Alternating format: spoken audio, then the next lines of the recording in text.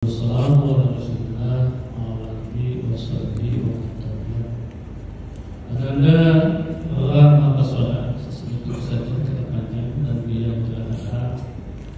ini adalah hari yang sangat penting di dalam kehidupan kalian. Itulah sebabnya kedua orang tuaku, papa, mama, ibu, nenek, kakek, tuan, doi, tuan, paman, dan semuanya hadir di dalam acara yang sangat penting ini, menyisihkan waktu yang menyaksikan akad ini. Ada beberapa hal tadi sudah sampaikan oleh kepala KUH yang penting dalam akad nikah ini. Yang pertama adalah melaksanakan ibadah dan penegasan sebagai umat Muhammad Rasulullah SAW.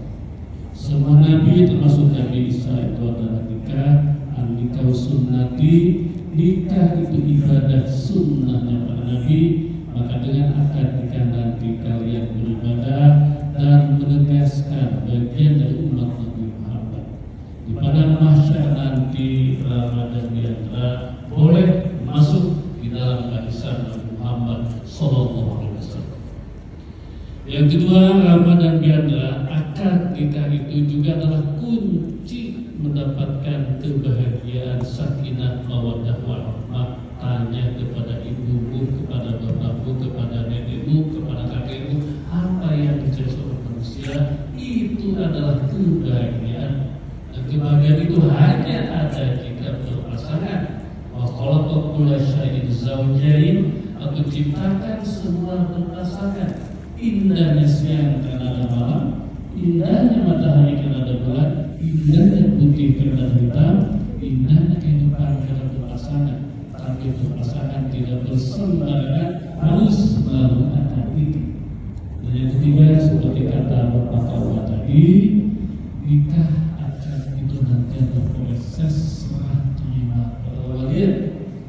Maka Diandra nanti, Rama nanti, bahagia tidaknya Diandra, hina atau mulanya Diandra, pintar atau tidaknya Diandra, bukan lagi kepada wali bapak pokok akad, tapi di tangan Rama setelah akad nikah.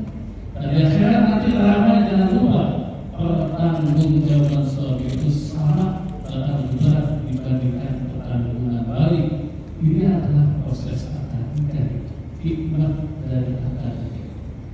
Rama dan Diandra Al-Quran dengan bagus menyebutkan ada dua tipe rumah tangga. Yang pertama disebutkan ala safa julfin hari fanharubiha, rumah tangga seperti bangunan di atas tanah yang labil di pinggir jurang, ada angin sedikit fanharubiha. Di pinggir jurang di tanah yang labil ada hujan sedikit, ada angin, apalagi ada gempa, hancur dia.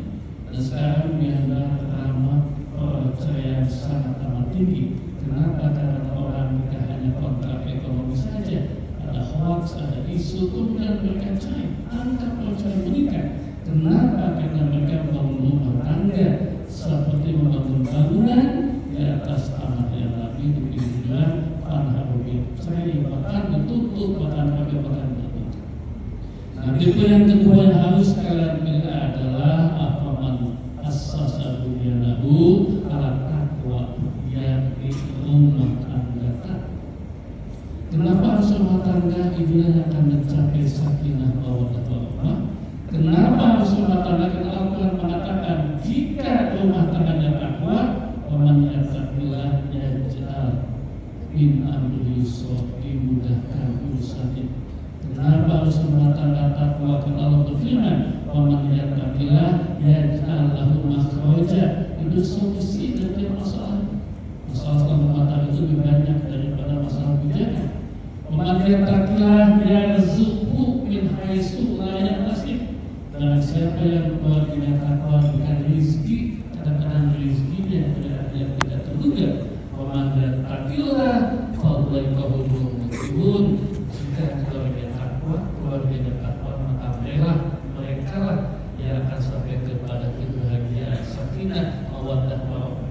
Pegang dua kata kunci, tidak ada sakinah, mawaddah warahmah tanpa pernikahan, dan tidak ada sakinah mawaddah warahmah tanpa keluarga takwa.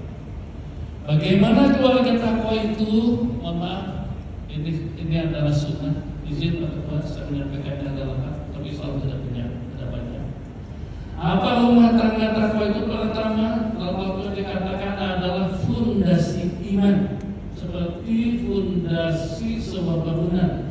Fungsi iman itu seperti fungsi fondasi dalam bangunan, seperti fungsi akar dalam sebatang pohon. Pohon hancur jika tidak kuat akarnya, bangunan hancur tidak kuat fondasinya. Iman adalah fondasi bagi rumah tangga kalian. Maka sesibuk-sibuk apapun kalian nanti harus terus memperkuat iman kalian dengan ibadah dan dengan mengkaji Al-Quran. Fondasi yang kedua dari takwa itu adalah amal soleh. Amal soleh. Pertama, apa amal soleh seorang suami? Al-Quran mengatakan ar-rijalu qawwamuna 'alan nisa bima faddala bikum wa bima anfaqtum. Ada dua alamat. Satu adalah qawwamuna 'alan nisa, memberikan perlindungan, memberikan kebahagiaan, memberikan teladan, memberikan jaminan, memberikan keamanan. Wa bima anfaqtum min amwalihim, yang kedua memberikan nafkah, baik nafkah lahir atau nafkah batin. Tidak cukup batin saja, cukup kepentingan lahir, dan cukup lahir saja dengan batin. Nah, jika Ramadan telah melaksanakan dua fungsi tadi, kata Rasulullah, biarkan jika ada seorang wanita yang boleh disujudi selain Allah, maka itulah sujudlah kepada laki-laki, kepada suami yang telah melaksanakan dua fungsi. Sedangkan untuk istri, biarkan ada tiga sebagai istri. Yang pertama adalah fasolihatu al-qanitatu, yakni yang patuh kepada suami. Maka biarkan nanti setelah kita itu tidak ada kuliah, tidak ada kerja, apalagi shopping dan jalan-jalan tanpa izin suami, bahkan tidak ada sunnah tanpa izin suami, bahkan tidak ada kunjungan ke orang tuamu tanpa izin suami. Itu istilah suami. Yang kedua, biarlah istilah suami itu adalah al-hafizatu lil ghaibi, menjaga nama baik suami. Mungkin amat bakal tugas berat, menjaga nama baik nanda besar, menjaga nama baik akhlak.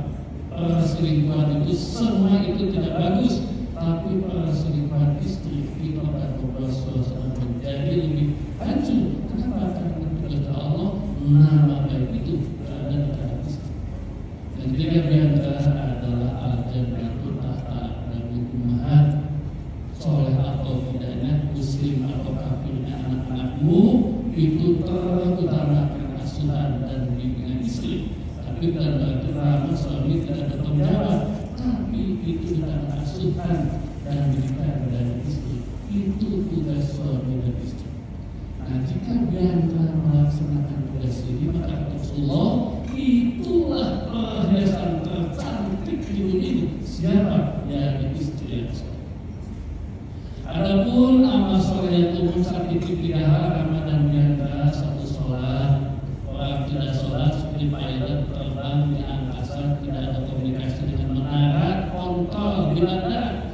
Jika ada masalah, ada musibah, susah ditolong. Kenapa? Karena tidak dikomunikasikan dengan menara, dengan Allah Subhanahu. Yang kedua, saat titip amal soleh yang umum adalah berbuat baik kepada orang tua. Kalian akan sibuk ngurus suami, ngurus istri, ngurus anak. Jangan lupa kepada orang tua. Ingat, ridho ridho walidain, rasulullah fi suhti walidain. Ridho Allah ada tangan orang tua, murka Allah di tangan orang. Dan juga sedikit adalah mencari ilmu. Jika kalian tidak mencari ilmu, kalah dalam persaingan hidupnya. Jadi mengatakan ada akar fondasi iman, ada amal soleh tadi. Yang ketiga, perbuatan takwa itu adalah tawassaw bil haqqi wa tawassaw bis sabr. Bisa jadi anak menjadi pejabat tinggi, banyak uang, dia berada dalam kebenaran. Setelah jadi pejabat banyak uang, dia mulai membelok, maka dia tidak bisa jadi dia awal-awal dengan sabar. Setelah mengatakan tidak sabar lagi, itulah rumah tangga takwa yang akan membawa kalian kepada sakinah mawaddah warahmah, menunjukkan jalan keluar dari tiap masalahnya, dimudahkan urusannya, memberikan rezeki yang luar biasa, menunjukkan sakinah mawaddah warahmah dengan 3 syarat tadi. Kami semua yang ada di sini ikut mendoakan agar kalian menjadi keluarga takwa yang sakinah mawaddah warahmah, memberikan keturunan dan kemudahan di dalam segala hidupnya. Demikian, assalamualaikum